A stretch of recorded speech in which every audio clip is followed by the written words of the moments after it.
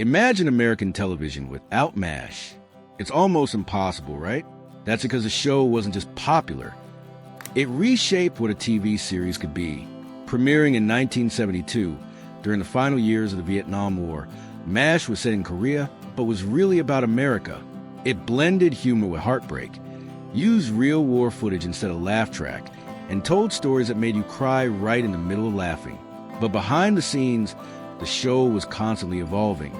And as it dove deeper into social commentary and complex character arcs, several beloved stars made the difficult choice to leave. Were their exits personal, professional, creative? The real reasons may genuinely surprise you. Let's get into it. The story of MASH begins not on television, but in a book. In 1968, Dr. Richard Hooker, the pen name of Korean War surgeon H. Richard Hornberger, published MASH, a novel about 3 Army doctors. A fictionalized account of his time as a mobile Army surgical hospital doctor, the book mixed gallows humor with moments of raw human warmth. It became a bestseller almost immediately. 2 years later, director Robert Altman adapted it into a film starring Donald Sutherland and Elliott Gould. The movie was irreverent, sobering, and perfectly timed, arriving just as the Vietnam War was reshaping American consciousness. It won the Palme d'Or at Cannes and an Academy Award for Best Screenplay. But the real cultural explosion came when CBS adapted the concept into a weekly television series. Debuting on September 17, 1972, the TV version kept the wartime setting and offbeat humor, but introduced a more serialized, character-driven style that allowed for emotional depth a film simply couldn't reach. Alan Alda stepped into the role of Hawkeye Pierce and quickly became the heart of everything. Despite nearly being canceled in its first season due to low ratings, CBS moved it to Saturday nights. Ratings soared, and so did the show's cultural impact. MASH broke rules. It experimented with format, used real surgery footage, and was one of the first American comedies to deliberately avoid a laugh track. Alan Alda later became a director, writer, and creative force behind the series, pushing for more realism and emotional honesty. But as MASH matured, so did its demands on its cast. And not everyone could or wanted to keep pace. If you ask longtime MASH fans what moment hit them hardest, most will point to the final scene of Season 3's finale. Abyssinia, Henry. It was just one line, delivered quietly by radar. Lieutenant Colonel Henry Blake's plane was shot down over the Sea of Japan. There were no survivors. That moment didn't just shock audiences. It changed television. But how did we get there? McLean Stevenson had been vital to MASH from the very beginning. As the affable, often confused commanding officer of the 4077th, his Colonel Henry Blake was a perfect foil for the madness of war. Where Hawkeye and Trapper brought wit and rebellion, Henry brought humanity, sometimes frazzled, sometimes clueless, but always deeply well-meaning. His performance earned him a Golden Globe and the deep affection of millions of viewers. Behind the scenes, however, tensions were quietly growing. As the series evolved, the spotlight shifted firmly toward Alda's Hawkeye. As Alda became more involved in writing and directing, his character took on greater emotional and narrative weight. McLean felt increasingly sidelined. He told People magazine in 1975, "I want to be number one. I want to be the guy carrying the show." This wasn't just ego talking. McLean had enormous ambitions. He saw the power of television and genuinely believed he had the talent and charisma to anchor a show of his own. He didn't want to spend his career playing second fiddle, even to a show as beloved as MASH. At the end of Season 3, he approached the producers and told them he wouldn't be returning.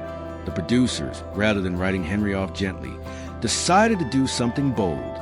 MASH was a war story. In war, not everyone makes a home. And so came Abyssinia, Henry. 25 minutes of celebration, tearful goodbyes, and the unbearable joy of a man getting to go home. Then the final scene. Radar, hat in hand, the operating room. The news delivered in one sentence. No dramatic music, no laugh track, just silence and stunned faces. The raw reactions from the cast were partly real. Only Gary Burghoff had been told the ending in advance so he could prepare. The rest of the cast were genuinely reacting in that final take. CBS received thousands of letters after it aired. Some praised the show's honesty. Others were furious. Producer Larry Gelbart defended the decision simply. We wanted to say that not everybody gets to go home. What happened to McLean afterward? He signed a lucrative deal with NBC and starred in the McLean Stevenson show, which was canceled after one season. A second attempt, Hello, Larry, fared even worse, becoming a running joke among TV critics. By 1983, McLean was telling the Los Angeles Times, "I took myself out of the game." He continued working in television, but never recaptured the emotional connection he'd had with audiences as Henry Blake. When he passed away in 1996 at 68, Alan Alda remembered him as a wonderful actor and a good man. Gary Burghoff called him a light-hearted spirit who brought joy to everyone around him. The great irony? In leaving MASH to find his big break, McLean walked away from the most enduring role of his career. While McLean got a farewell episode that became TV history, Wayne Rogers simply vanished. One episode, he was there. The next, he was gone. No goodbye, no explanation, no closure. Wayne played Trapper John McIntyre, the other half of the original comedic duo that defined MASH's early seasons. His chemistry with Alda's Hawkeye was magnetic. Together, they were fast-talking, mischievous, and deeply funny. It was like watching a wartime version of The Odd Couple, but with surgical instruments behind the laughs. However, tension was building. Wayne had signed on under the impression that MASH would be a true ensemble show. Instead, as Alan Alda grew increasingly central to creative direction, Hawkeye became the moral and emotional center of everything. Trapper went from co-lead to guy who nodded at whatever Hawkeye said. Wayne later explained, Trapper didn't have much to do. He was one of two buddies, and then he became the guy who nodded at everything Alan said. But unlike McLean, Wayne didn't make a public exit. He quietly decided not to renew his contract after season 3. Here's where it gets unusual. Wayne's contract had never actually been formally signed. He had been working on a handshake deal the entire time. When producers threatened to sue him for breach of contract, they discovered they had no legal ground to stand on. He simply walked away from a role he felt no longer gave his character room to grow. His departure left the writers scrambling. The season 4 premiere explained that Trapper had been discharged while Hawkeye was on leave. No goodbye scene, no party, no farewell. The audience reaction was brutal. First Henry, and now Trapper? In Trapper's place came Mike Farrell as B.J. Honeycutt, more grounded, more emotionally complex, and arguably a better fit for the show's evolving direction. MASH grew deeper in Trapper's absence, even if many fans still miss the original dynamic. Wayne, meanwhile, took a completely different path. He built a highly successful career as a financial investor and commentator, eventually becoming a regular panelist on Fox News cash-in. He made millions on Wall Street. Alan Alda once said, Wayne is one of the smartest people I've ever worked with. I missed him a lot when he left. When Wayne passed away in 2015 at 82, Alda tweeted, he was smart, funny, curious, and dedicated. We made a pact to give each other a hard time for the rest of our lives. I'm sorry we won't have a chance. It's one of the great ironies of MASH. The actor who was most beloved by fans, the emotional heartbeat of the 4077th, was also quietly falling apart. Gary Burghoff played Radar O'Reilly, the wide-eyed company clerk with uncanny intuition, a teddy bear under one arm, and the weight of the war under the other. He was the only actor to reprise his role from the original 1970 film, and on television, he shaped Radar into something the movie version never had, a symbol of lost innocence in wartime. But behind that soft voice and nervous smile was an actor slowly unraveling under the weight of it all.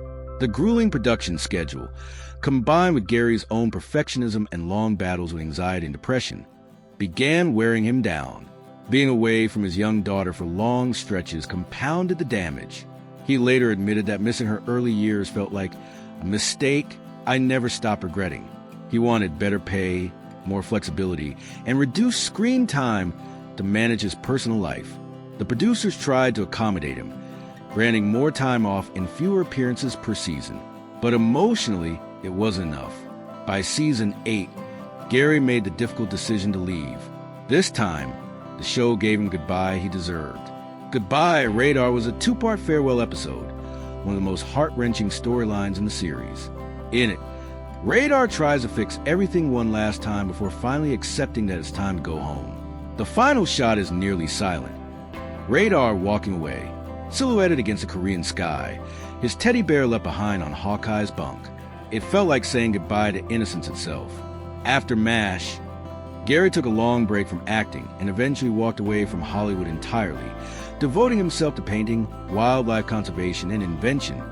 He actually holds several patents, including one for a fishing tackle system. He later explained he left for two reasons: his family and burnout. I wanted to pick up the pieces of my life, and who could blame him? No conversation about MASH departures is complete without Frank Burns. Larry Linville played Major Burns for 5 seasons. Petty, rigid, self-important, and the character audiences loved to hate. But as the show matured and other characters deepened, Frank remained stuck. Larry, an actor with far more range than the role allowed, recognized it himself. At the end of season 5, he chose not to renew his contract. In his own words, he had taken the character as far as he could. His exit forced MASH to rethink everything. With no cartoon villain, the show had to find conflict in irony, humanity, and moral complexity, and it rose to the occasion. Frank was written out off-screen with a cushy promotion, but his absence reshaped the series in ways that arguably made it legendary. His replacement, David Ogden Stiers as Charles Emerson Winchester III, couldn't have been more different. Cultured, arrogant, and brilliantly played, Winchester evolved from insufferable antagonist to one of the show's most unexpectedly emotional characters. His final scene, teaching Chinese POWs to play Mozart, is one of the most quietly beautiful moments in television history. Unlike many of his castmates, David stayed until the very end and passed away in 2018 at 75. His legacy is enormous, both in the performances and in the quiet courage it took to live his truth publicly when he came out as gay in 2009, after years of keeping his personal life private out of fear of losing industry roles.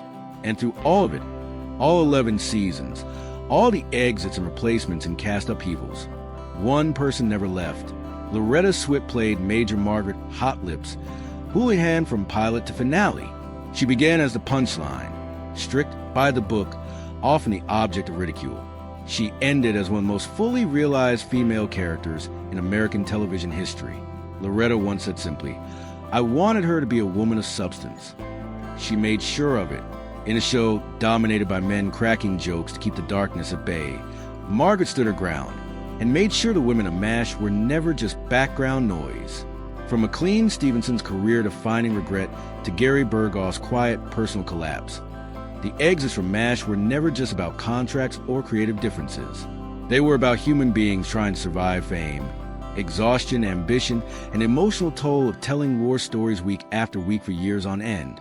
MASH ran for 11 seasons and ended with a finale watched by 106 million people. Still one of the most watched broadcasts in American television history. The show was bigger than any single actor, but every departure left a mark. Who do you think the show missed most after they left? Let us know in the comments.